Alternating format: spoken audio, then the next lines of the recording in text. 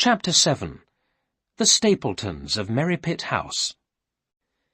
At breakfast next morning, I asked Sir Henry, "Did you hear a woman crying in the night?" "I heard a sound like crying," said Sir Henry, "but I thought it was the wind on the moor." Sir Henry had many papers to read. I left him sitting at his desk, and went for a walk on the moor. I walked for 2 or 3 miles across the empty moor. Then, behind me, I heard a voice call, "Dr. Watson!" I looked round. I thought it was Dr. Mortimer, but I saw a stranger walking towards me. "My name is Stapleton," said the man. "How do you do, Dr. Watson? I saw Dr. Mortimer this morning, and he told me your name.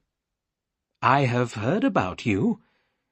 You are the friend of the famous detective, Sherlock Holmes, aren't you?" "Yes, Mr. Stapleton, I am," I said. "And is Mr. Holmes staying at Baskerville Hall, too?" asked Stapleton. "Is he interested in Dartmoor?" "Mr. Holmes is in London," I said. "He is a busy man." "Of course," said Stapleton. "Please, come and see my house.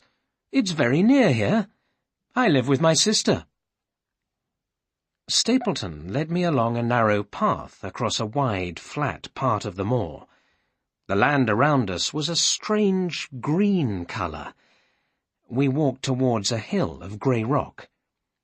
"Be very careful, Dr. Watson," said Stapleton. "Stay on the path. We are in the Great Grimpen Mire. There is a sea of soft mud underneath the grass.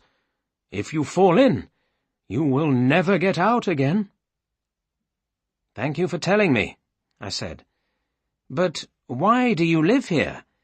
It is a dangerous and lonely place." "I am a naturalist. I study nature," said Stapleton.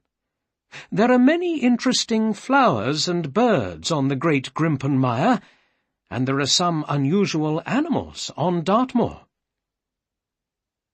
At that moment, we heard a strange sound. It was a deep, howling sound, the sound of a large dog. It came from some distance away.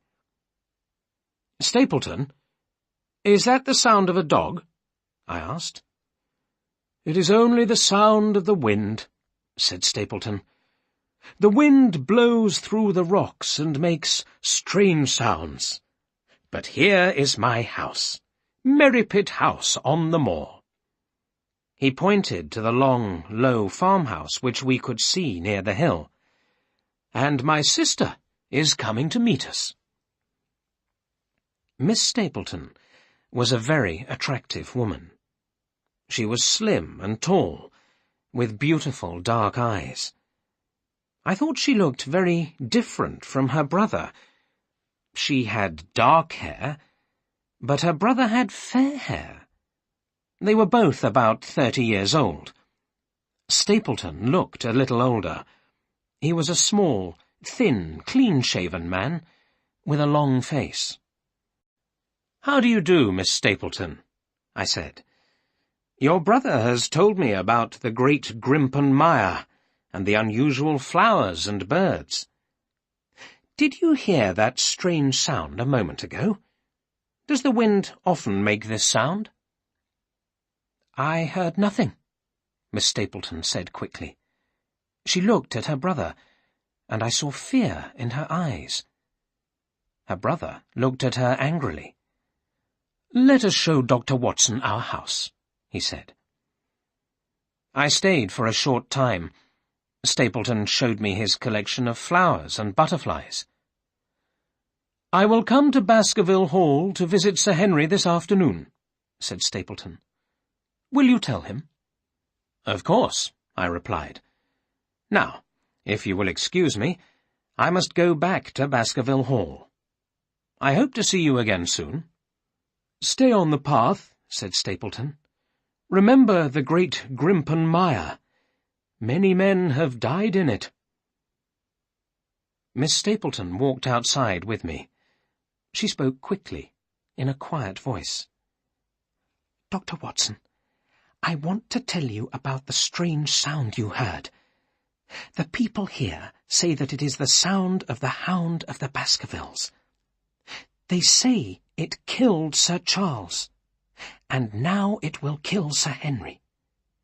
But please, do not tell my brother that I spoke to you.